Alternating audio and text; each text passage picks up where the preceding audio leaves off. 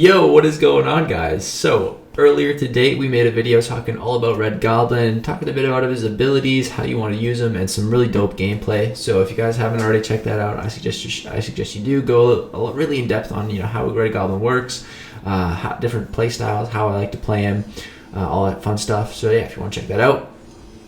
But in this video, we're just going to be purely gameplay. Going to be doing an entire lane in variant 5. So this is the best defense node. So this actually increases Spider-Man's chance to evade. So he's actually able to evade Red Goblin. Red Goblin reduces Spider-Verse characters' evade chance by 100%.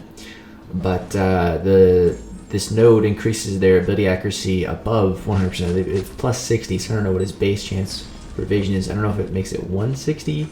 And then so he just, I don't know. I feel like there is definitely a reduced chance still to evade though. It's rarer that he evades, but it is possible with this node, which is annoying. I wish it was more like Venom where it just straight up cancels it out.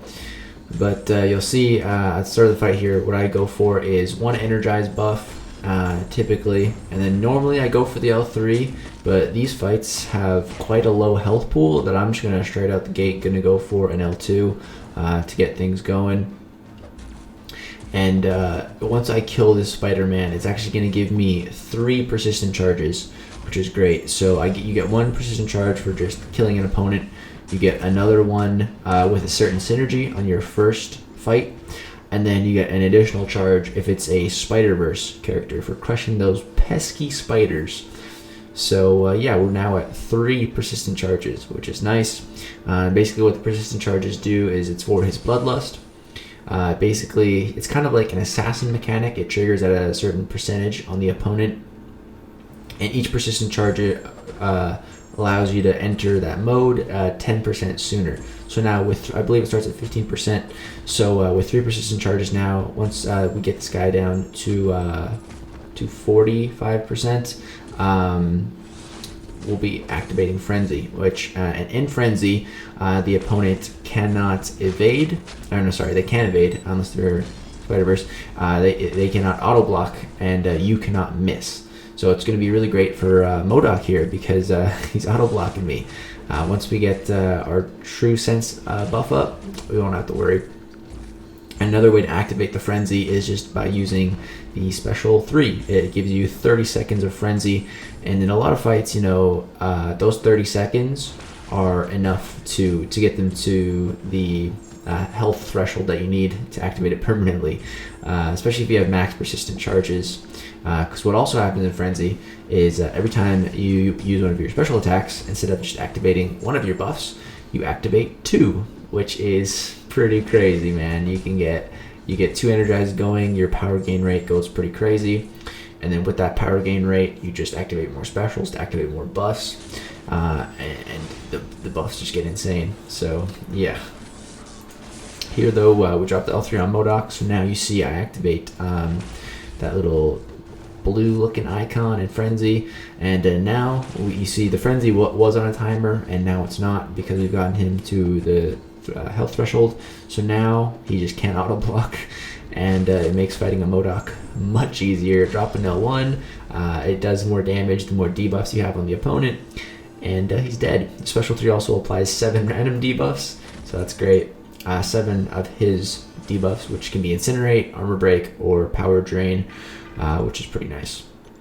So next up here we have a Nova, and Nova's pretty annoying. He's another champion that can auto block, and the good thing is about the True Sense buff, it's a brand new buff in this game that counters miss and auto block, and I look forward to seeing it on more champions, but it is not affected by this best defense node.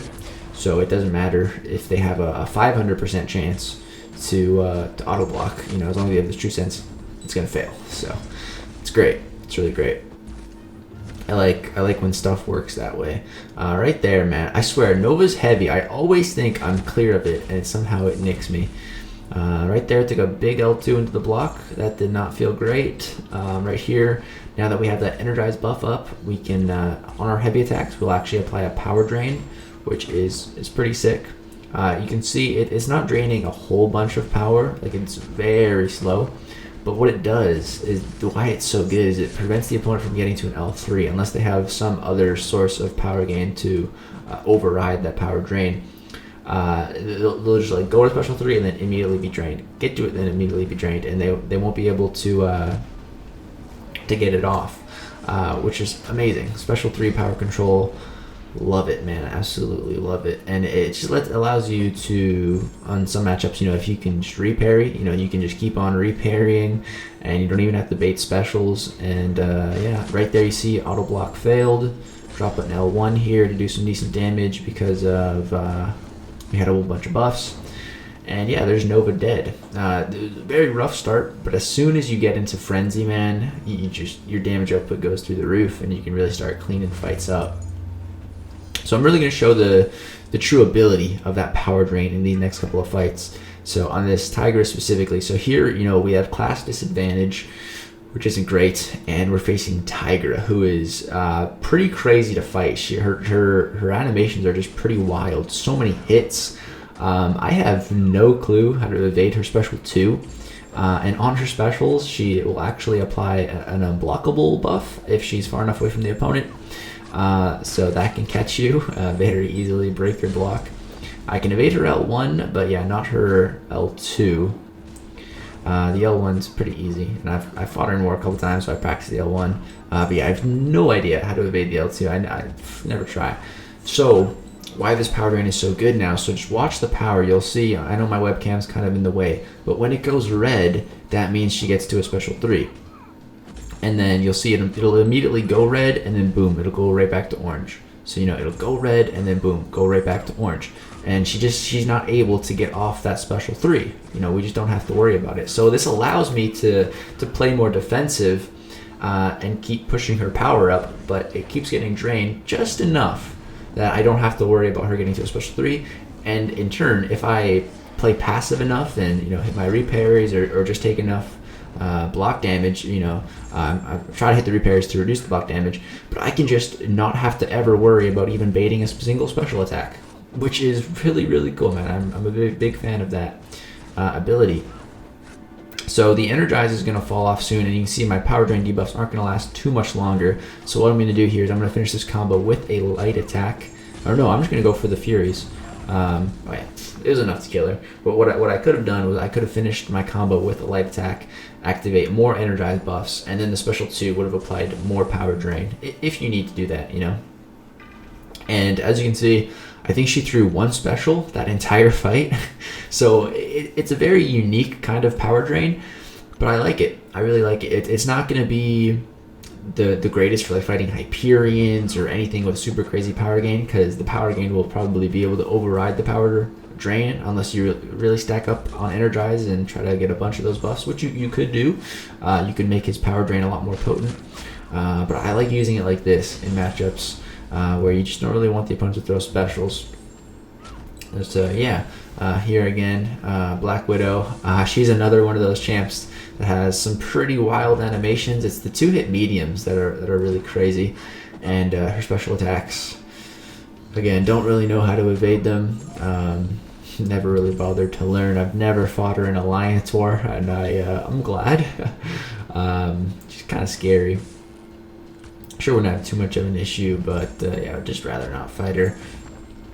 So right there, yeah, she evaded. That's okay. I'll actually take the willpower healing. That's fine by me. So as you can see, we're just slowly building up to a special 3, and I would have thrown my special 3 right there. But if I did, I would have had aptitude buffs, which I don't really want right now. Right there, she evaded again, which is annoying. Applied me a shock on me. So here, I believe I finished that combo with a medium. Because yeah, if I finish with the medium, we're gonna get some fury buffs. So yeah, the special 3 also is it's pretty cool looking, very menacing. So yeah, we finished with the medium, so now we got 2 fury buffs, which is great. And now we are also in frenzy mode, so every time I activate special attack, we're gonna get 2 buffs, which is really nice. And yeah, we're just gonna build up to this special 2, and it should do quite a bit of damage. So we're gonna finish this combo with medium, and it's gonna give us 2 more furies, and you can see that L2 just roasted her, man. Very nice, very nice. Again, Red Goblin, he's a bit of a slow start in a fight, but once you get the L3 going, you can do some nice damage. Kind of like Namor in that way, where it's a bit slow. But the good thing about Red Goblin is, I say he's definitely faster than Namor in non bleed immune matchups, because with Namor now, after his balance change, you gotta what's it called? You gotta get lucky with the mediums and to build up 29 outrage before dropping L3. It takes quite a while. With Red Goblin, once you get your L3, you can really just get stuff going, activate your frenzy, and you're good to go. So next up here we have a Wasp, who's kind of annoying. It's a very small window to get in my attacks because I don't want her to evade. I'm a little scared of that shock debuff that she can apply. So yeah, I'm just only hitting her when she's stunned or when I see her timer is on cooldown, just to be safe here. And in this fight, I'm not even going to activate a special attack to get a buff first, just because Wasp's health pool is quite low.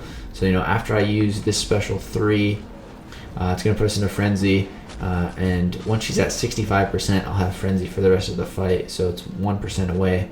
Boom, now I have permanent frenzy. So there's not a whole lot to worry about at this point. I decided to go for energize buffs so that I can just build to another special quicker.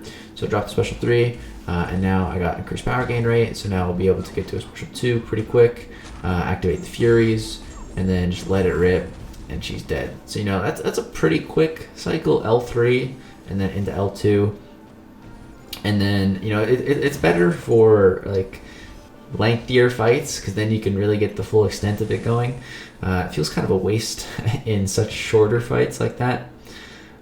So here we have a symbiote Spider-Man, and so you guys are going to see here that this is where I really see this the best defense node working against us here. So I went into this fight originally, thinking that he's not going to evade, and I just didn't really have a whole lot to worry about. But you're going to see he starts evading, and I start getting a little flustered, and then I die. Because at this point, I wasn't really too sure why he was evading. So yeah, I got lucky here. He didn't evade at all. Everything was going really good. And then he starts evading like crazy, and then we die. How do I die here? Let's see. I think I just get caught with a combo or an L1 or something. But I know that I'm about to die. Let's see this. About to dap it up. What am I trying to do here? Just wait out the evade. It's definitely possible. Oh yeah, I just got caught dashing back. That sucked, man. I was just chilling, waiting for his evade to go away.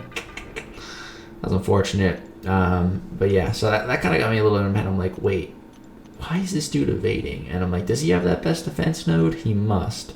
And of course he does. So now I'm gonna go into this fight and just play it differently. Just the game plan I had before isn't gonna work. So now I'll just play a little bit differently, and Red Goblin can definitely still do this fight. We're gonna crush this pesky spider. Not to worry. So if he has the evade, I'll only hit him when he's parried, just to be safe. Or be a little aggressive and just be ready for his evade. Because now I am ready for it. Before it was a shock. So yeah. Also activate the symbiote buff for this quest, which reduces their ability accuracy by like 1,000% or something like that. Something super crazy. And also makes your heavy attacks hit like a lot harder, which is cool. But yeah, I just need to build to my special 3, get that going, and then once I can get this guy into frenzy mode, we'll be activating tons of buffs, we'll be doing tons of damage, and we just won't really have to worry.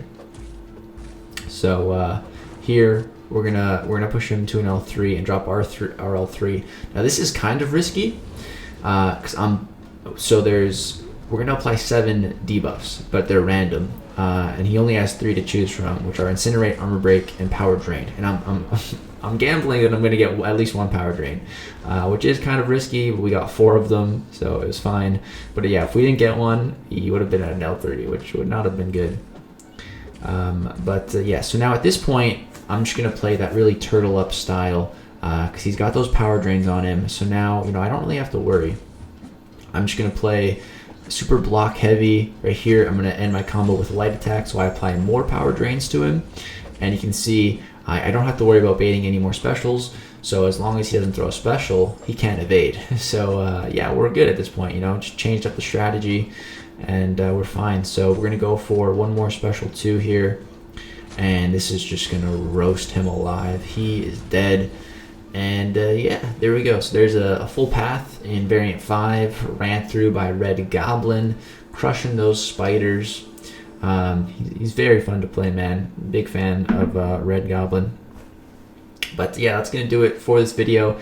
If you guys did enjoy it, drop a like. Let me know if there's any other Red Goblin gameplay that you guys want to see. We should have them for quite a while on the CCP beta.